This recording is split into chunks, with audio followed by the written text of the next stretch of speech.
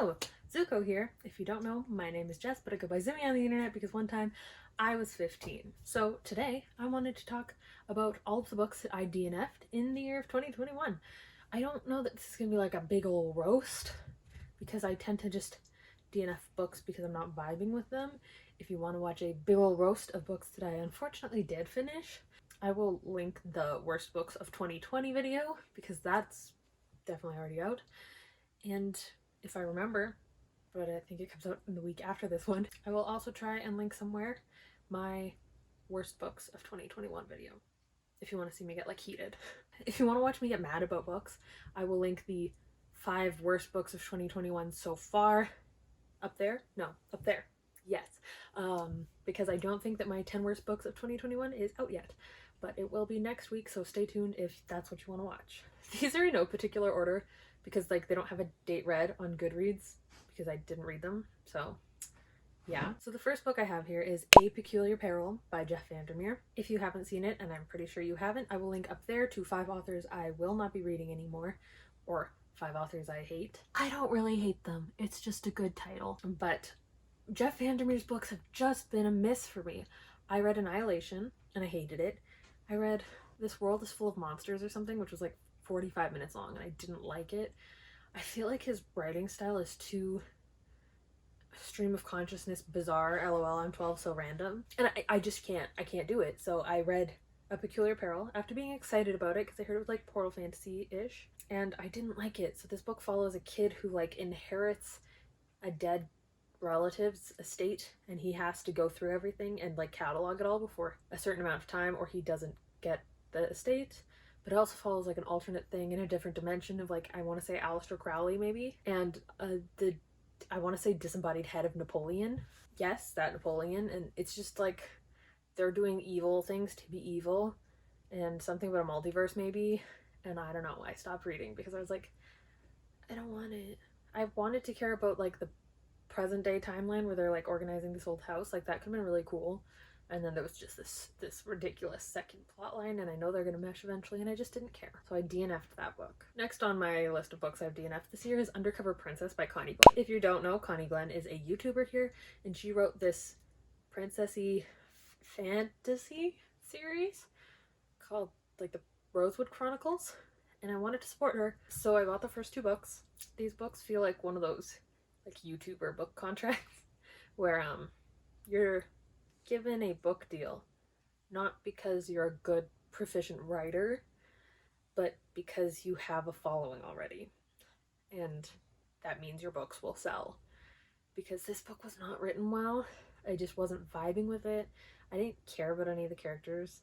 It just felt silly and like very, very young. I don't know if it was supposed to be middle grade, but I don't know. It wasn't for me, so I DNF'd that one. Also, the main character's name is like Lottie Pumpkin, I think. I don't know, that was a lot for me to take seriously. Next was The Rule of 3 by Eric Walters, I believe. This is a dystopian series where like, I think all electricity just stops working, like everywhere, so people start fighting each other, I think. And there are 3 books, and I was not even 1 book invested in this series. Like, I've read my share of YA dystopians, first of all. But like also, I don't know, I want YA dystopians with monsters, and this was one of those, what if the monsters were people? And the monsters always people, even when there are real monsters also, and I just didn't care. So yeah, goodbye. Then, and this one makes me sad, I DNF'd Vengeance Road by Aaron Bowman. It looks like this. It's beautiful. You can see it. I'm sure in like 2017 you saw this book at like every bookstore and was like, wow, this book is beautiful. It's a Western, and I found it very slow and boring, which is super tragic because again, that cover, like I would love to have this and the companion novel on my shelves because they're pretty, but I couldn't justify it. I didn't want to finish it, and that's usually a good indicator that I should stop trying. So yeah. Next here is Frankly in Love by David Yoon. I bought this because it had blue sprayed edges. I knew I wasn't gonna like it, but it had blue sprayed edges, so I was like, okay, I can like hold on to it for a while. This is a story that follows a Korean American main character where his family is really pushing for him to date a Korean girl, and he wants to date, I think, a white girl, and one of his Korean family friends, she's also being pushed to date a Korean boy, but she has a, I believe, black boyfriend, so they fake date, and I'm sure it turns into them real dating. I don't know, I didn't get that far, but yeah, this book It was written in this really specific way that YA contemporaries are, specifically like male-focused YA contemporaries written by men. They're all just written in this really annoying way, and they all have like a really similar sounding audiobook narrator. And also the main character called Smartphones, Fartphones, and I was done at that point. So yeah. Next on this list is The Shadows by Alex North. This is an adult horror book that I think follows like some kids who kind of Slenderman a creature into existence, and a kid dies and two kids go missing, and they think the two kids who went missing killed the kid who died, and then we go 30 years into the future and something's happening, and I don't remember because I didn't care about any of the characters and I DNF'd it because I was bored, and I shouldn't be bored during a horror novel. Okay, next. I feel like this one's gonna make people mad, and I might lose my like gay card, but I DNF'd Song of Achilles by Madeline Miller.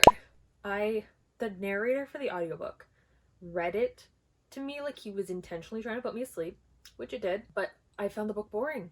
I didn't think that any of the characters had personality. The story felt like nothing was happening.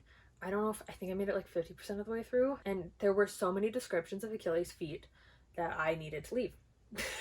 I was bored. I didn't like it. I think this book got so popular because 10 years ago we had like 4 options when we wanted to read something gay that wasn't fan fiction. It was like, oh, you can read Song of Achilles, you can read Aristotle and Dante Discover the Secrets of the Universe, or you can read a bunch of dreary fan fiction online. Yep. I can't think of like another gay book from back then, so I think those were your options. And yeah, I think that's why everyone has all this like these big feelings for it, is because it was all they had back in the day, and now we have other options and we could read something that's actually good. Please don't be mad at me. I think it's great if you love this book. I really do. Like, it's not for me, but that doesn't mean it can't be for you. Next on this list is A Blade So Black by L.L. McKinney, and it just felt really YA, and I'm in a mood where I'm kind of trying to move out of YA, especially if it's not queer. Like, I'm not really sure why I'm reading it. So this book didn't really do anything except I was bored and I was like, I don't really want to read this. So I DNF'd it so I can pass it on to either a school library or to a local used bookstore so that someone who is YA age can read it. Then there is The Bone Season by Samantha Shannon. I wanted to enjoy these books. I really did. But they're so long, like so full of info dumps that I couldn't retain, that I couldn't remember any of the world building. I was having so much trouble following along with what was even happening the whole book, and I think I made it over 50%, but I just was like, I don't know what's happening. I don't care about the characters. Like, I'm sure that this book works really well for a lot of people and that's awesome, but I wasn't that person. Like, I couldn't even tell you what this book is about. It's like an alternative Earth where some people have powers, like, I don't know, like the Diviners maybe, which I also didn't like. I don't even know. Yeah, I couldn't describe that book to you if you paid me. I don't even remember the main character's name, but I think either she was Irish or lived in Ireland, so that's something useless. Then there is Please Send Help by Gabby Dunn and Alison Raskin. This is the second book in their I Hate Everyone But You duology. I didn't like the first book. I tried to read the second one anyway because they're very short, because they're sent in text messages and emails and stuff, but I just couldn't do it. I couldn't do it. I didn't care. So this follows self-insert Gabby and self-insert Allison, but their names are Ava and Jen. Ava is clearly Allison and Jen is clearly Gabby, and they're just terrible people who are incredibly exactly Gabby and Allison but with different names. And it's kind of an AU in which they were friends in like college, and this one's like they're friends like 4 years after college, I think. I don't know, I hated them, couldn't do it. Next on here, I pretty much immediately DNF'd Ripper by Stephen Petruccia. I made it maybe 10 pages in and the twist was immediately given away, and I was like, this can't be it. And then I looked at reviews and that was it. And I was like, oh, you think we're all idiots. And I don't know. It felt like, I want to say like early 2010s, but maybe it was mid to late 2010s, but it felt very like earlier YA, earlier published YA. And it just was like very not for me. So I didn't finish that. I didn't even make it very far in that one at all, which sucks. I liked the cover. I thought it was cool. Okay, then lastly on this list is The Bonewitch by Rin Chapeko. I didn't care about this book. I am really trying hard. This was like a YA fantasy book that followed a girl who was a bone witch. She finds out that she can like do necromancy when she accidentally brings her dead brother back from the dead. I don't think I made it very far in this book because maybe I didn't vibe with the writing style, right? Like, I feel like you know without knowing. You're just like reading it and you're like, something's off and like I don't like it. And like I don't even think I made it that far into the book, so like I couldn't tell you what I didn't like about it, but I couldn't focus, and that's usually a sign that it's a book that I'm not really vibing with, and I didn't care about anything that was going to happen. And there were dual timelines, so you see the main character as like a kid discovering all this, and then the main character telling her story later, I think, to some guy, and then you're like, oh, so there's no consequences, like you've proven that there's no stakes in like your previous, like in your past, so like whatever. So yeah, I'm in the middle of reading Search for Wanza by Tony Dieter-Lizzy, I think. I'm like really on the fence about if I want to DNF it, but like I was looking through it and it has such a beautiful artwork, and I'm like, I should read the physical book instead of listening to the audiobook.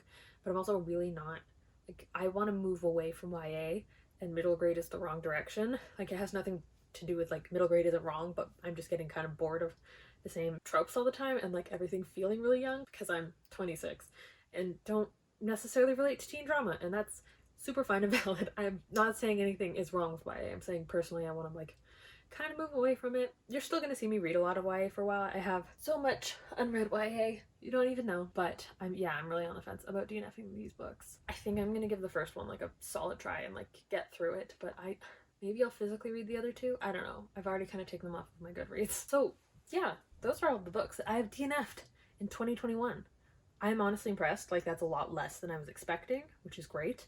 I don't want to be DNFing a bunch of books, but also I don't want to read a bunch of books I don't like. So it's kind of nice to know that maybe I'm like curating my shelves more to books that I like. Just wait until my unhaul in January. Then you'll see how many books I'm not keeping from this year, because it's good. It's good. If you want to see my unhaul from this year, I will link that up there as well. It's I unhaul 100 books. It's pretty exciting. And yeah, I hope you all enjoyed this video. Remember that if I didn't vibe with something, it doesn't mean that you shouldn't or couldn't or wouldn't vibe with something.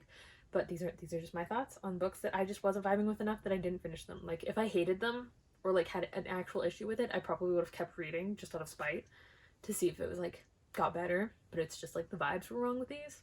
So yeah, I'll see you whenever I do my next video.